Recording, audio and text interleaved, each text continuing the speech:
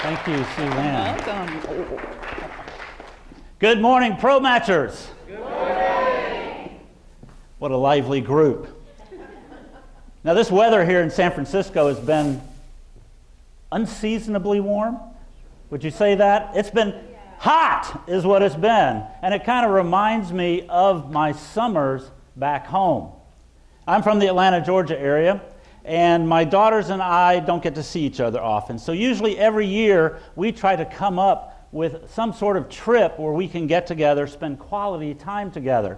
A couple of years ago, we decided we wanted to go on our favorite vacation, a cruise, to the Bahamas.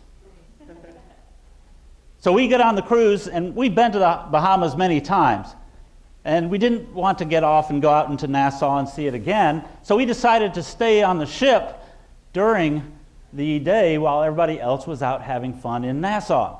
So we're laying around the pool all day long on an all-inclusive cruise, doing what you do in the hot summertime on a cruise where everything, including alcohol, is all-inclusive. When they announced over the intercom, it's time for the Mr. Sexy Legs contest. And I go, I want that job. So I said, well, I am going to use the personal branding techniques that I teach my clients so that they can get ahead and get themselves known out in the world. There's three things you have to know when you're working on personal branding. The first is you have to know your audience. So I looked out in the audience, and I'm a frequent cruiser, so I know what the audience is like, me and my daughters, and I said, okay, I know what the audience is like. The second thing you have to know is your competition. Who are you up against? So I knew what was getting ready to happen. There were going to be 10 people, so I ran over to the 10th spot. I wanted to be able to stand there and watch what everybody else was doing. So we got into the competition, and they started asking anytime you do one of these beauty contest type things, they ask you that all-important question, that intellectual question. So they asked all the guys up there, all these young, virile, masculine men, what is your spirit animal?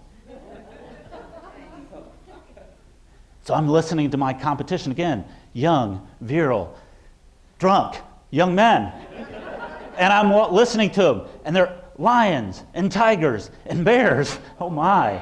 There was, thank you. Yeah, there was even a liger in there.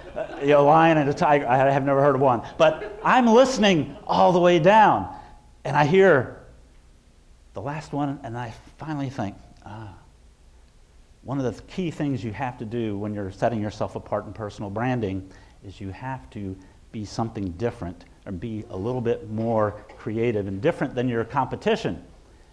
I go, I'm a bunny rabbit. And you know what we're famous for.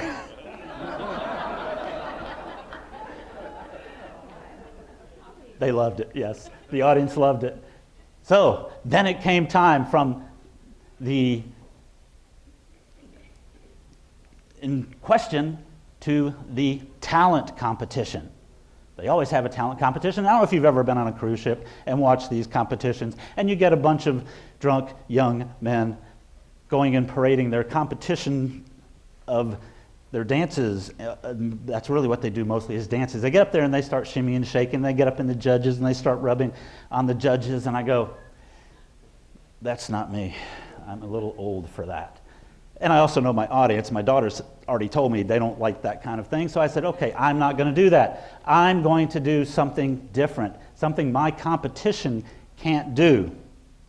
So a cartwheel, 2 back rolls, 2 splits. What? You don't believe that? You seem to doubt that. I got a raring applause. So then it came to the other competition, the modeling competition, where I get to show off my sexy legs. Now, why do you laugh? You think that's funny? You don't believe it? Well, you know, the other part the third thing you need to know is you need to know yourself. What are your strengths? What do you have that can set you apart from other people? Well, I know at that time that I really had fairly good legs, athletic legs, because like Suzanne said, I had been doing a lot of hiking in the Bay Area hills. I'd been doing a lot of urban hiking around San Francisco, up and down the hills of the streets of San Francisco, and I had fairly decent legs to model. So I did, and my daughter comes running over there and she goes, "Darn, Dad, I didn't realize your legs were so toned and pasty white." So I knew I had a little bit of an edge there, but when you look at the other people, I go, well, I don't know if I actually am qualified for this particular job. So anyway, I'm up there, and we get through that competition, and one of the things you need to think about with personal branding is the use of social media. Social media is a very big key if you're trying to do personal branding. Get your name out there, let people know what your skills are. I had my personal social media department out there. My daughters were running around, hey, you should vote for my dad. He's great, he's really cool. So social media really works, because after all these competitions, they did the judging, and all of a sudden, Tony Woodall was crowned Mr. Sexy Legs 2017. Yeah! So, just so you know, this was me back in 2017. So if you had your doubts, I did too. Have you ever tried out for a job that you thought you were underqualified for? Well, I certainly did if you look at the candidates there, but I did get Mr. Sexy Legs 2017. And sometimes you really feel like you're underqualified for a position. I was the oldest person in that lineup. I was also the heaviest person in that lineup. And, well, that just doesn't usually work when you're being Mr. Sexy Legs. But you don't have to always be the best qualified to get the position that you want to achieve. And I wanted to achieve Mr. Sexy Legs. Now, the great thing about it is I got to walk around the cruise ship for the next few days. Hey, Mr. Sexy Legs! Hey, Mr. Sexy Legs! Because everybody that had a little bit too much to drink on Saturday had to spend Saturday night in their room doing the one thing that is also important in social media, and that's video. Video is key if you want to get recognized, you want to have video. So everybody got to watch me win Mr. Sexy Legs. So I got known as Mr. Sexy Legs on that cruise. That was a turning point in my life.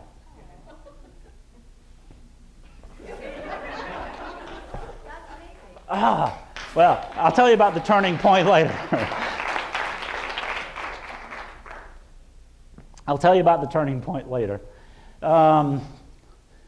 Many of us have goals. That's the key.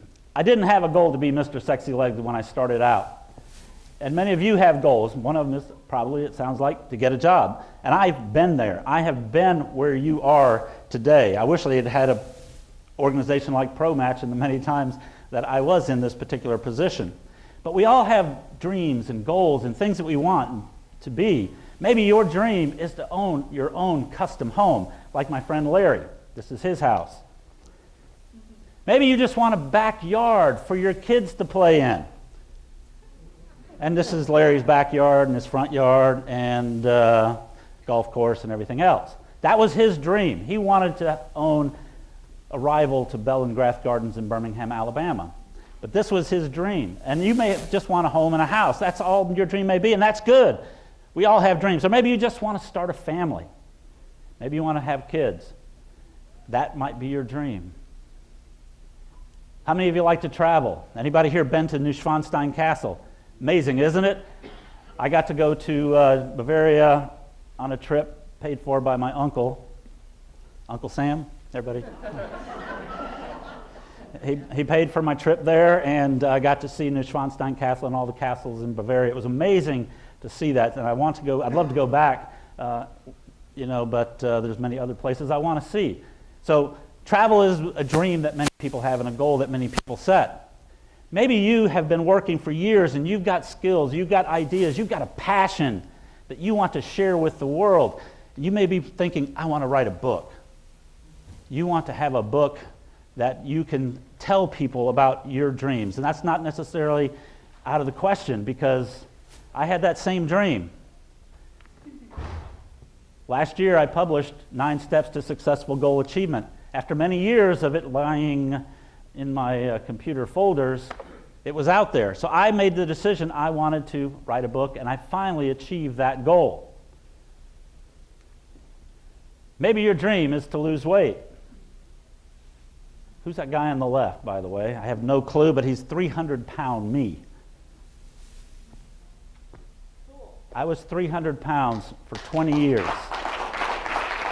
I was fat. I was out of shape. But I had achieved one of my dreams for my career. As my introduction talks about, I went from the chauffeur seat where I had been driving limousines to the airport, pre-Uber, and I had been seeing all these people that I was taking to the airport as executives and things like that, and I said, I want to be one. I want to get into the C-suite. I want to become a chief executive at a company, or I want to be on that particular board of the organization. So I ended up being on the C-suite as a chief information officer for mortgage companies. So most of you technology people, I understand your plight that you're in at this point if you're working to find a career. I've been there. I've done that. I also, at that point, later on, I ended up being, my position was eliminated, and that's why I wish I'd had a ProMatch at that time, because I sure could have used it. But now, I went from 300 pounds to what I weighed when I was 30. And I'm in much better shape now than I was when I was 30. And that's all by setting goals. How many here had New Year's resolutions this year? That's good. More people had New Year's resolutions. How's that working out for you? Some of them got it? Okay, good. But the average is about 8% of people who set New Year's resolutions achieve them. Not very many. And there's a reason why. They don't really work in most cases. What you need to do and what we recommend is setting goals. There's a difference between New Year's resolutions. I'm going to tell you how you can set goals today that you can achieve and go forward with your goals in your life. So set goals. I had a lot of goals when I was young, and I wanted to be, basically my sister tells me I had a thing on my mirror when I was younger that says, I want to be rich. Well, I didn't really know what that meant at the time. But, we all have goals, and we want to make sure that we talk about them. We do things properly so that we can achieve those goals. New Year's resolutions don't work for 99.9% of the people, but goals do. So today, I want to talk about setting goals. This is me when I achieved another one of my goals. I received my 5th degree black belt in martial arts there with my grandmaster. But for the time before that, I kept having problems where I could not achieve my goals, no matter what I tried. I even tried doing this thing called SMART goals. Everybody here is familiar with SMART goals. I'm sure in this career, this field, you guys know about SMART goals. What are SMART goals? What are the 5 points of SMART goals?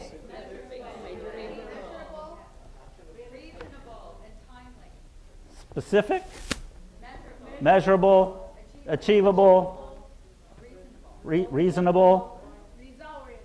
That R is the one, a tricky one, because everybody does it differently. And timely or time bound. So would you mind handing that to her? Thank you.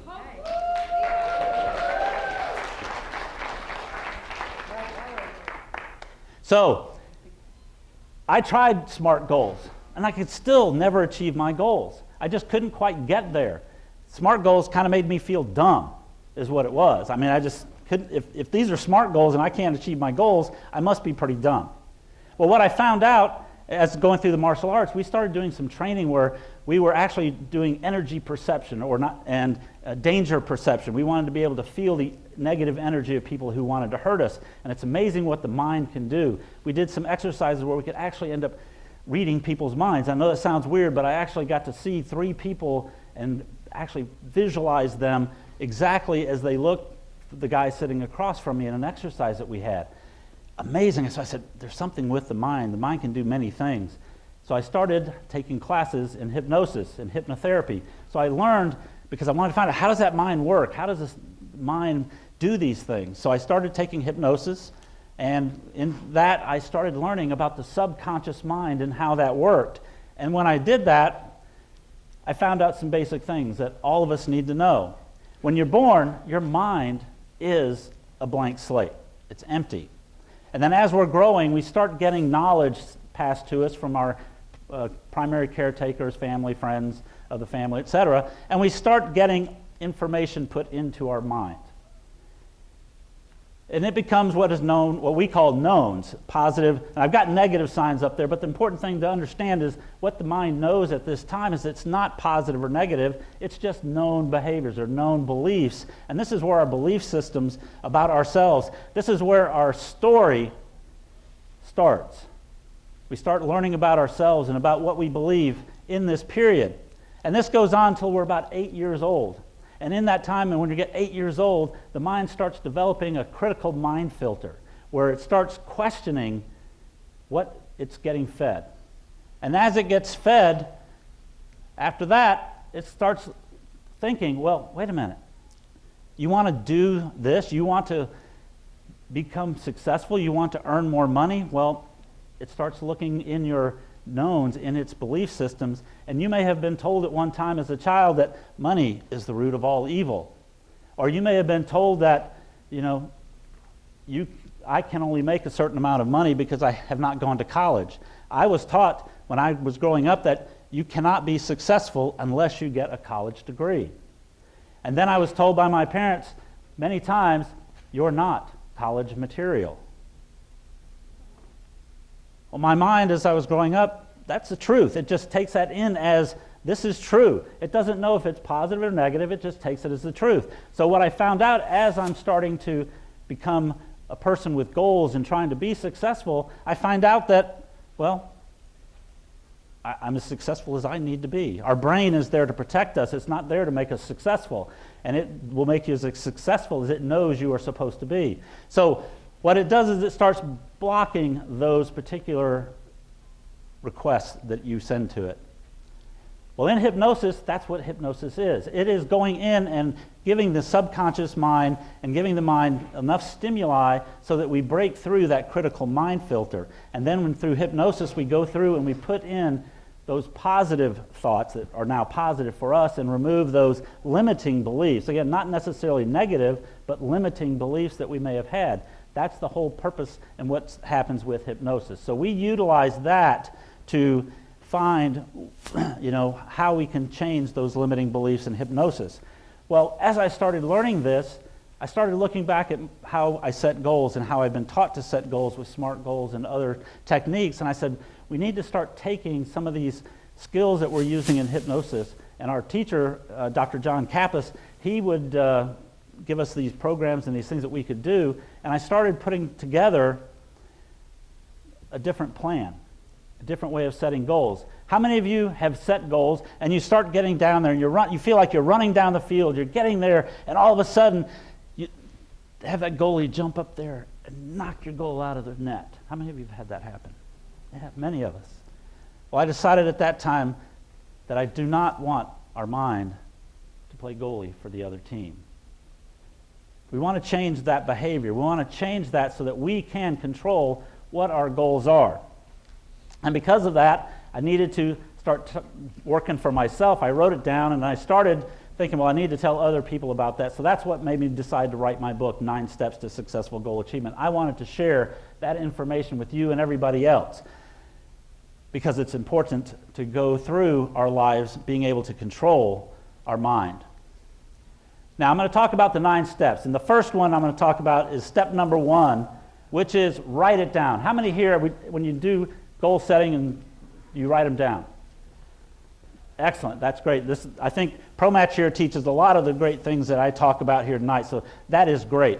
But write them down is critical to getting and achieving your goals. Napoleon Hill wrote a book back in 1938, Think and Grow Rich, and at that time he interviewed all the successful people at that time, and he asked every one of them what made them successful. What did they do? Well, one of the top things that every single one of them had was clearly defined, written goals. Goals have to be written down, not just thought about. That's why New Year's resolutions typically don't work for most people. They don't really write them down. They just say, I'm going to lose weight. I'm going to be a better person. What is that? You know, what are you telling the mind? What does the mind know? So you want clearly defined written goals.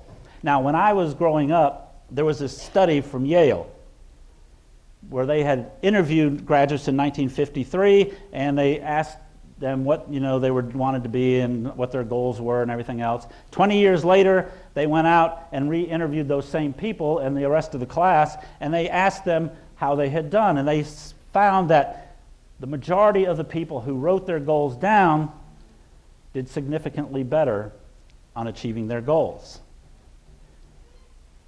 Well, we found out a few years ago, earlier this 2000s or so, that report never happened. Never happened. It was. I think they also found out that it's the first evidence of fake news. You have to get that in. But said, I use that every motivational speaker I ever talked to and listened to during the time I was growing up. They all said that same Yale study. It never happened. But Dr. Gail Matthews at Dominican University in San Rafael, she heard that same thing because she'd heard about the Yale study. So she said, I'm a psychologist, I'm at a university, we'll do a study. So she did. She did a professional study on goal setting, and she took her team of volunteers, and she found out that you're 42% more likely to achieve your goals if you write them down. 42%. Would you like to increase your odds at anything by 42%? Absolutely. Writing your goals down is one of them. So that's important. She proved that now that actually does work. There are those who wrote their goals accomplished significantly more than those who did not write their goals. So it's now a proven fact, not fake news. Now, the other part that they mentioned is clearly defined written goals. You have to be specific about your goals. It can't be, I want to lose weight. It can't be, I want to be rich. It can't be vague. You want to make sure it's clearly defined. You have to be specific. Everybody loves a good story. What does the story do? It gets you hired, right. Thank you. I had to do it. Your story will get you hired. And there's a reason for stories. Stories are important. You don't want to say, I will weigh 185 pounds on 12/31, because stories are what we learn by. Stories are what our mind processes by. We've been raised on stories for centuries, thousands of centuries, around the campfire, everywhere, but people love stories, and our mind loves stories.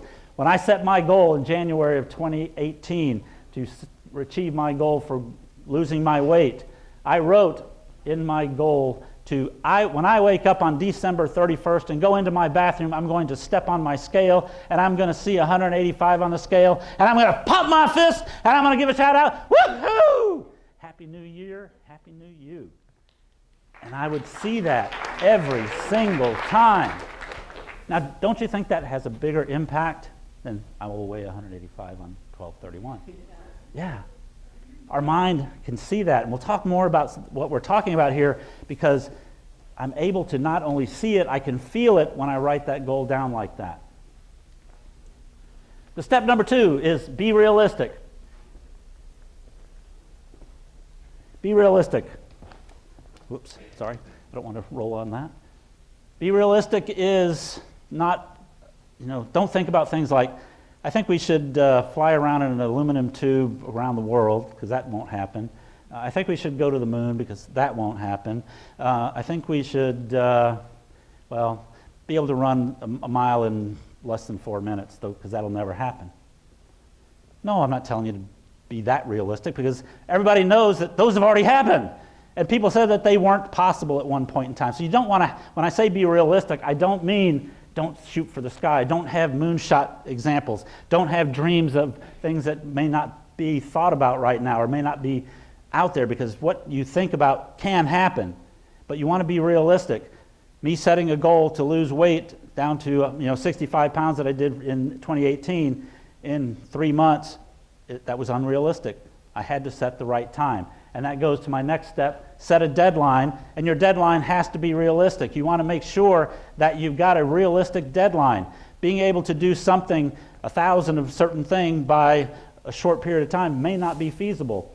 I knew when I started my goal program that I had to give myself time because I was working a full-time job, working on building my business. I knew how much time I had, and I also knew my limiting beliefs that many days I'm not going to want to get my butt over to the gym and do what I need to do. So I have to factor in how long is it going to take me to do that. I also knew how much time it took or how many calories I needed to burn to get down to the weight that I needed and what I was going to have to do for that. So I set a deadline for December 31st, a year away. That was an achievable deadline, part of the SMART goals, achievable and time-bound, timely. A dream with a deadline is a goal. Right? Without a deadline, there's no pressure. So you want to make sure you give your mind and your subconscious a reason and a timeline. The fourth step, and this is one that's very critical, set an action plan. You must have an action plan. We have certain steps for whatever goal you're trying to achieve that you must do. You want to do specific tasks to achieve your goal. You may not know exactly what you're doing initially, but you know some idea of what steps you have to take. So you want to set an action plan. You have to create a plan and then follow that plan. It's important to follow that plan. If you don't, what's the point? So you want to set an action plan.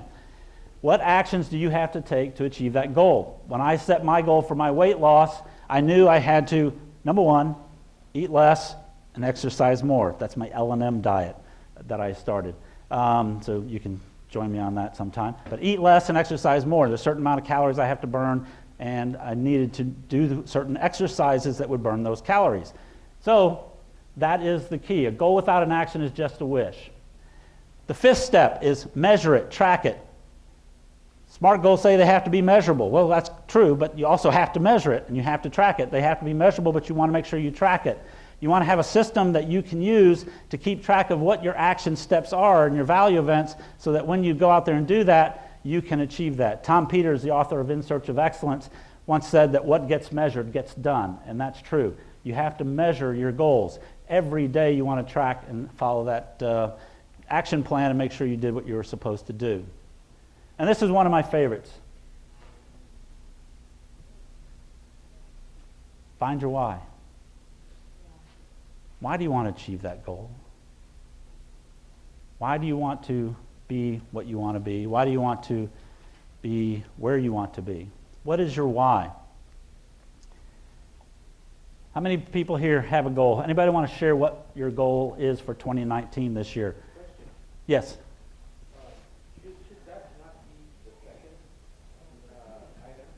Should that not be the second item? Should that not be the second item in the steps? Yeah. Well, we'll talk about steps in a minute. But the steps aren't in order. They're just steps. So I try to, what do I call them?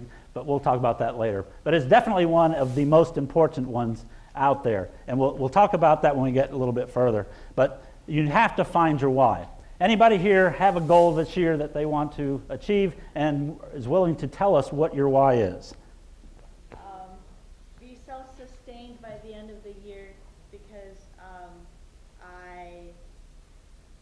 my goal in life is to be autonomous. Excellent. Very good. All right.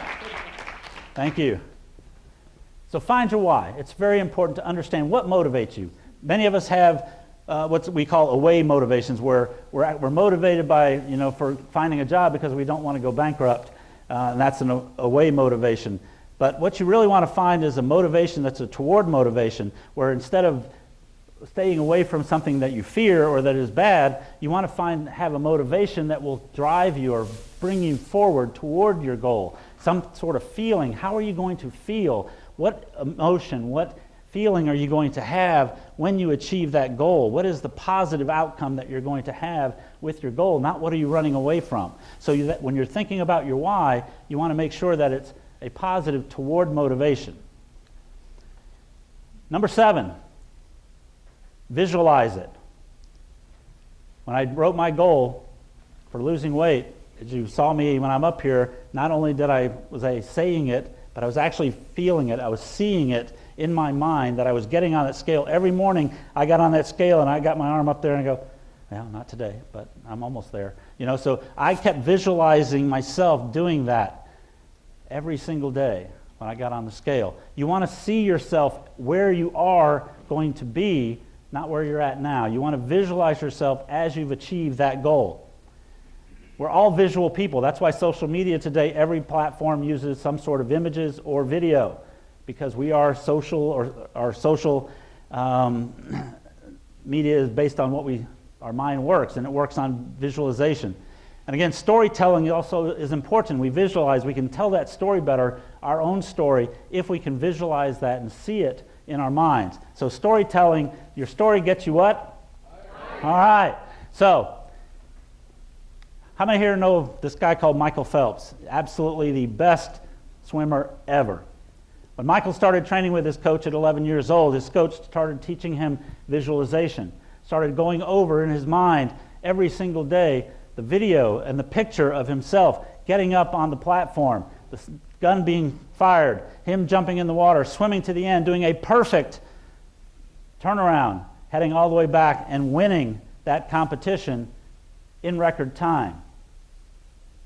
Every single time Michael walked past him on the way to the platform, his coach would tell him, Michael, play the video. Every time he did while he was swimming, he was not concentrating on swimming. He was seeing himself winning in his mind. Play the video. Matthew Walker is a professor at UC Berkeley, and he was talking about that visualization is 50% as effective as physically performing the skills. 50% as effective of changing the neuroplasticity in our mind for a positive benefit. You can play and it can rewire your brain to be positive and to work. There's been studies with basketball players where they've had them do free throws, and they had people that didn't ever practice and didn't really ever throw a free throw. And then they had those who practiced free throws, constantly. And they had a group that all they did, they never threw a ball. They just visualized themselves shooting a free throw perfectly and getting it in every time. After that, the studies proved that the ones who didn't do anything, well, they didn't get many in. Those who practiced and did it, got a lot of them in. Those who did it visually got almost all of them in. And they never shot one free throw. Because the mind can teach you. How many have heard practice makes perfect? It doesn't. Perfect practice makes perfect. If you can get your mind seeing you doing things perfectly, you'll get there. There's other skills you can use along with visualization. One is put yourself in it. This is me riding in a BMW Z4. I had a goal to own the Z4. I loved it. Great drive. That was me in it. And I used to go, when I would achieve action steps, one of my rewards would be to go to do a test drive in a BMW. This was a trip at the BMW Performance Center in Spartanburg, South Carolina, where I got to drive BMW Z4s around a racetrack. And so I got to feel and see myself doing it. And then that's Gina. I got her in 2017. Her name's Gina, not for a lady or anything like that. It's goal imagined, now achieved. Is what that is. You have to name your car when you've registered on the BMW site. So, number 8, and this is what set me to success on my goal. In January of 2018, I was turning 60. I was fat, had been fat for 30 years. I said, I'm over this. I have to change. I have to make a commitment. I've tried, I've gone back. I used to be told people to call me Duncan because I was kind of like going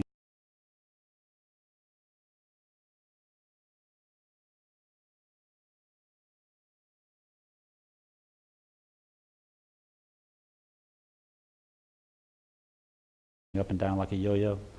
You've got to be old enough to play with Duncan yo-yos. But so make a commitment. That isn't key. What I did is I made myself a promise, and I did a promissory note. I created my own promissory note that said, I will do these tasks, I will do what I need to do to achieve my goal. I promised myself, I dated it, I signed it. Make a commitment to yourself. Write yourself a promissory note.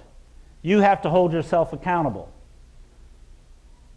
I also recommend finding an accountability partner. This is a great organization. You have success teams. You have mastermind groups. You have teams that support you. You are in the right place. Find an accountability partner, somebody who will support you. One of my colleagues decided she wanted to be my accountability partner. I'm glad she was, because every week or so she would call me and say, how are you doing? Or what are you eating this week? Are you doing exercise? Did you go to the gym? Making sure that I followed my plan. She was completely aware of it. Mastermind groups are great. I'm a member of several mastermind groups. Suzanne and I were in a mastermind group for the Speakers Academy for the NSA. That's how we got to be closer, working together on our goals. And then find a coach sometimes. Sometimes you can't see the forest for the trees or the trees for the forest, and you got to find somebody. Even the most professional athletes have coaches. So you want to make sure that you get a team that can help you, and this is a great team. When I'm sitting here listening to you guys this morning, I'm just amazed. I wish I would have lived closer. I'd probably be here more often. And the last step on this is reward yourself of the 9 steps. Reward yourself. And you say, why reward myself? Well, number one, habits. We have good habits and bad habits. We want to make sure that we have good rewards. So anytime you do something that you achieve on your action plan, task list, or whatever, you want to make sure that you reward yourself. Even a small reward. Again, when I went on the BMW test drives that I did, that was my reward for achieving one of my action steps that I needed to achieve that goal. Habit loop is key. You've got cues, routines, and rewards. The habits are done to win that reward, whatever it is that you're trying to do. When you have a habit, good or bad, it's to satisfy that reward. What gets measured gets done. What gets measured and fed back gets done better and well. What gets rewarded gets repeated. We want to be rewarded. We want reward. So reward yourself. So those are the 9 steps. Very long set of things to try to remember. And again, not necessarily in the right order. I couldn't think of a SMART or a ProMatch, all these things that, there's mnemonics or whatever. So I just put them in 9. There's not really steps. There's 9 things. I don't want to call it things because you don't do that. But 9 steps. These are things that you need to have when you're setting your goal. But that is kind of complicated. So what I did is I came up with a system for me, because that's a lot of stuff to remember, and I'm getting older and my memory isn't as sharp. So I knew that I had to have a system where I could remember this. So we came up with the 3 pillars of goal-getting success. This will make it easier for you to remember the things that you need to know when you're setting your goals. And we have the what, the how, and the why. Now again, not necessarily, it doesn't matter what order, and I'm going to talk about them here. It doesn't have a specific order. You have to have all of them. I created worksheets that I could use to help me with my goals, because I want to be able to have them written down. I want them to be where I could see them every day so I could have a copy and I could understand what I wanted, why I wanted it, and how I was going to get it. So I created this worksheet and I started filling it out. Now I'm going to tell you, when you're writing your goals down, what I recommend, of course this doesn't have the font I use, so it's not actually showing it. It's normally a cursive font. So you want to write it in cursive. That's not the font that I would normally use, but what I would recommend is you writing it in handwriting, cursive. They don't teach that in schools anymore, but hopefully you guys are old enough where you took cursive writing, or write it in your normal writing schedule, script type language that you do. That's better to do that because it goes through our autonomic nervous system automatically. It bypasses that critical mind filter and goes into our brain, because we don't have to think about writing.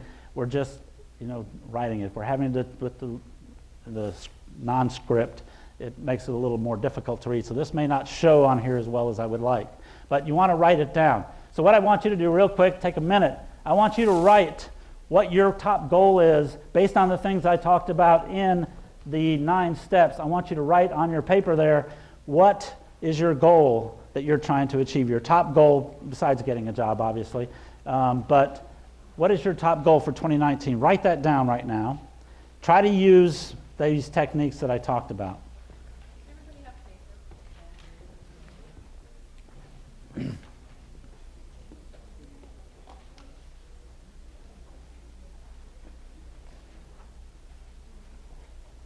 And if anybody has it already in their mind, they've been thinking about this, want to talk about it, yeah, go ahead. Tell us about it.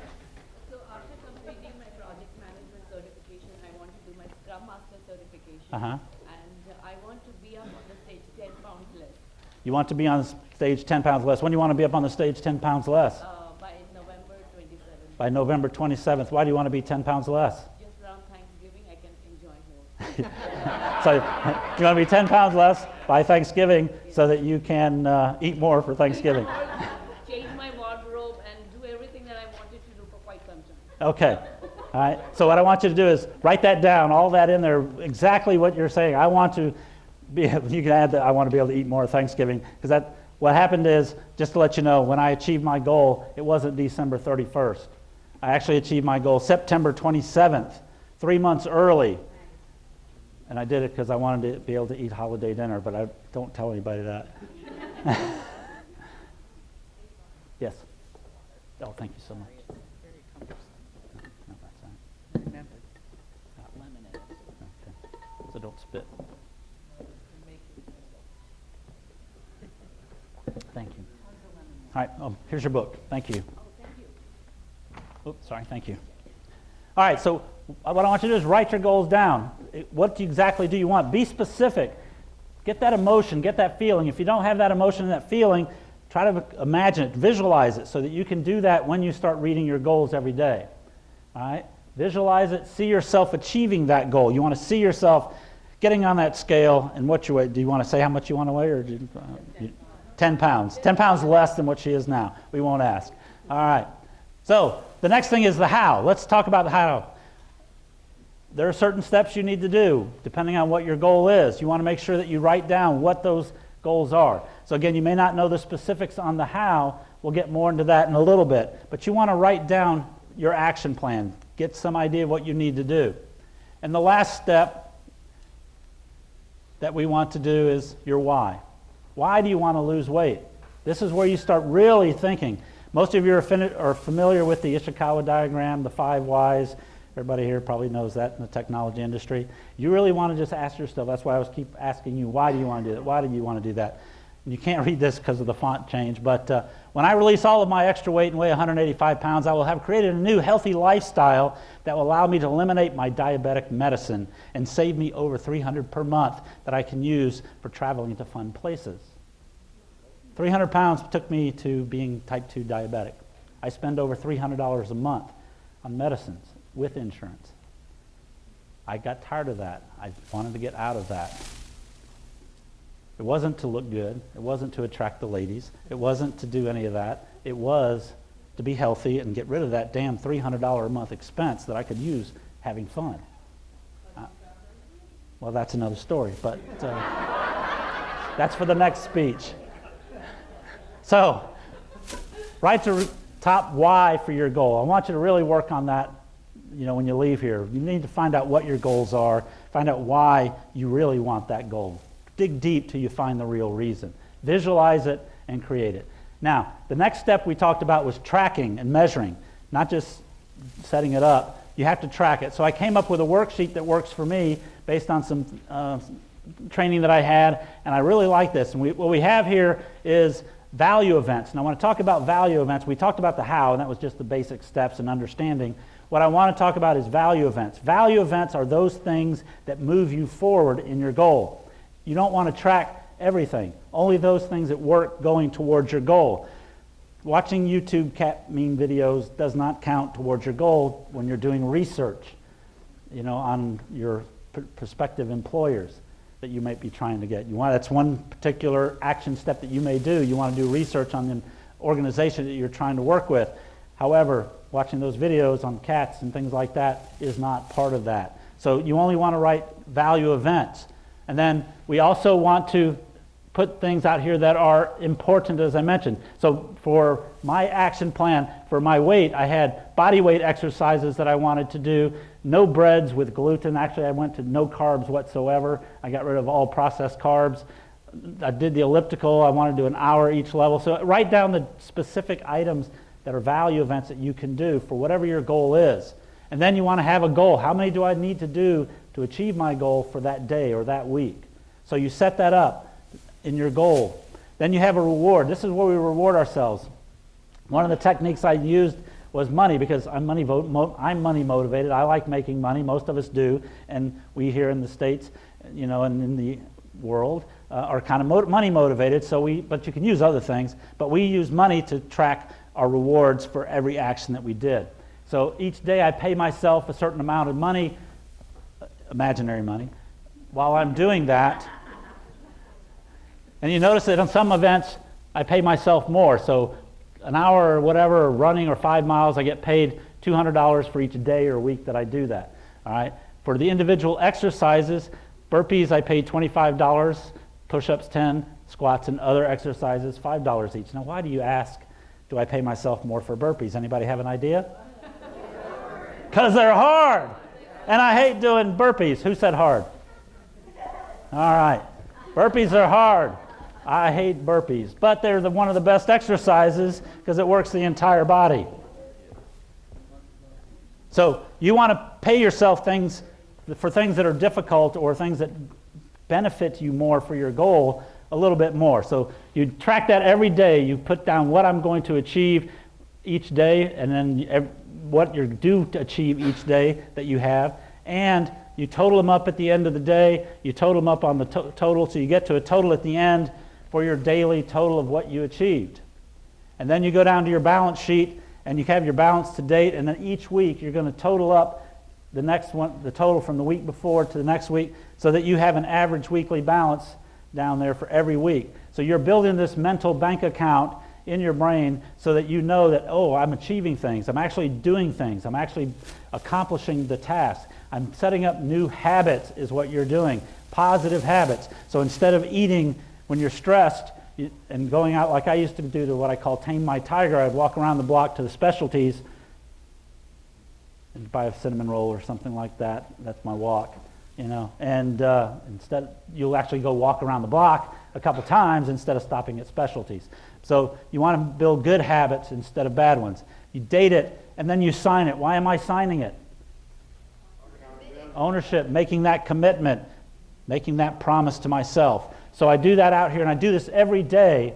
I fill this out. I go through and make sure that I've done the things that I said I was going to do every single day, every single week. And I keep building that balance, and my mind's going, this guy knows what he's doing. He's starting to accumulate income here. He's doing what he needs to do. It's a good way to change. If you have a limiting belief about your income level, this will help you do that as well. So this system is built to help us track and measure our goals.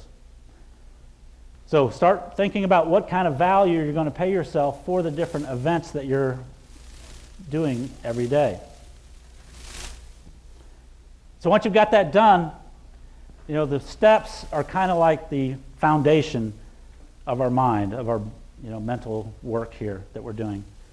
The action plan that we create, and the what, the why, the how, that's the pillars, the foundation, and the walls and the stabilization for our mind and our body.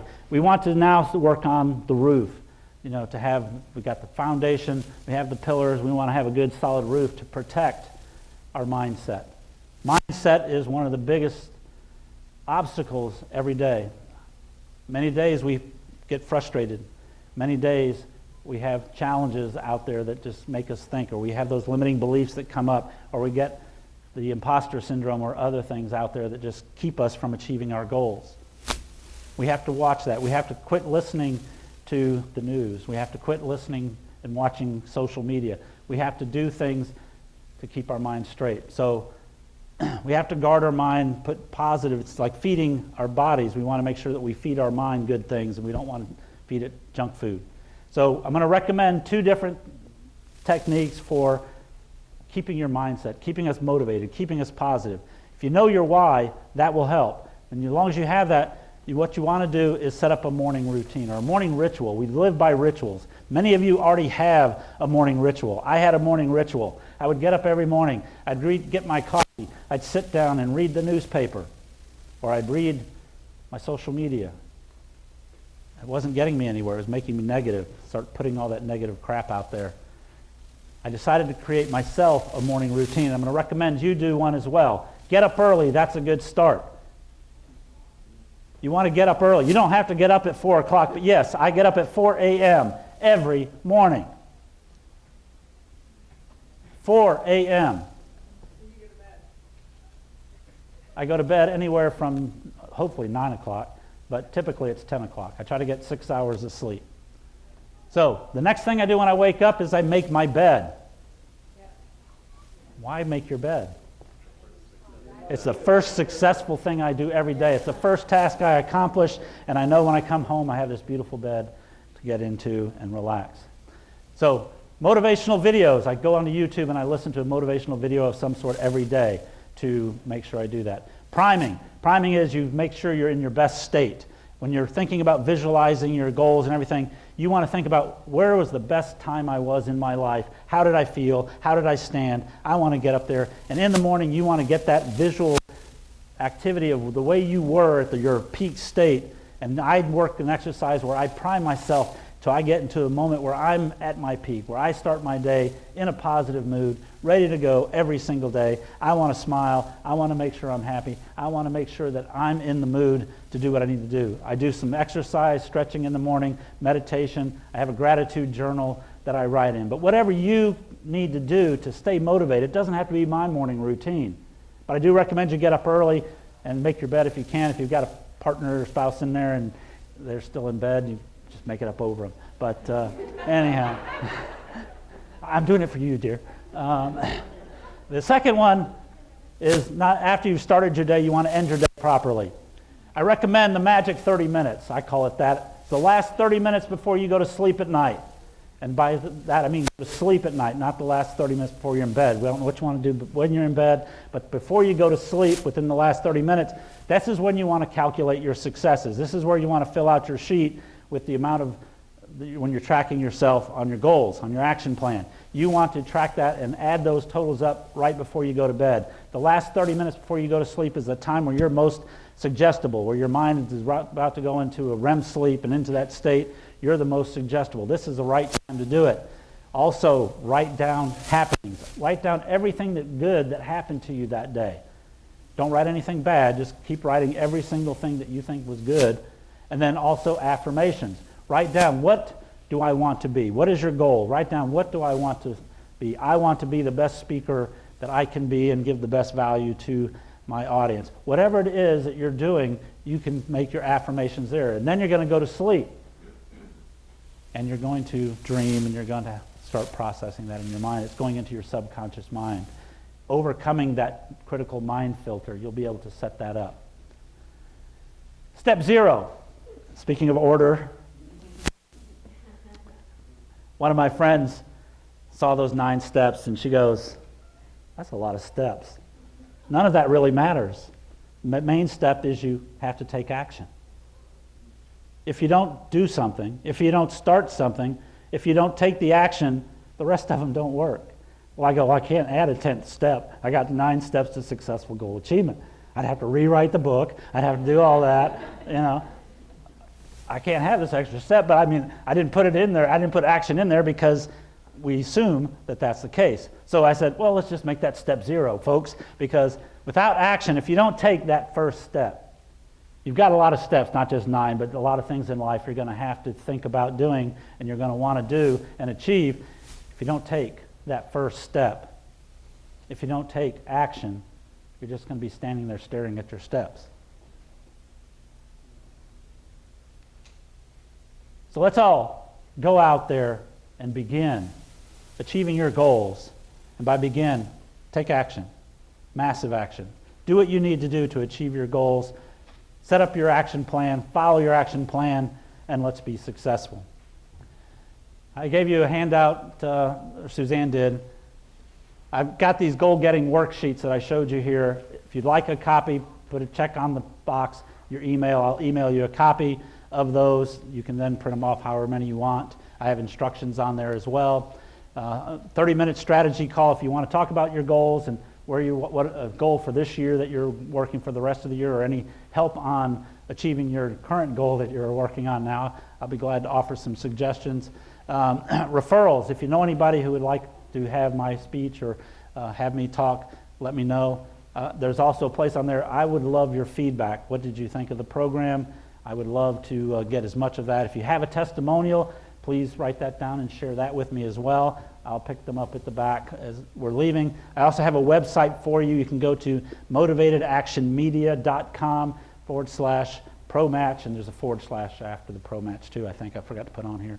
But that, you can take that and go to that website there. You can actually sign up and get the worksheets from there as well. I'll have other things I may post out there for you as well. But there's that website for you to go out there and find out more. So you can find me, Tony Woodall. There's my phone number. I'm on Instagram as Tony Woodall Speaker. I'm on LinkedIn. You might have seen me out there being, close by here. MotivatedActionGroup.com or MotivatedActionMedia.com. I do coaching and corporate consulting, and I really want to thank everybody out here. Again, I feel where you're at because I've been there many times myself. I've been in the information technology field. I've been in a lot of different things, and I've been without work. So I know what that's like.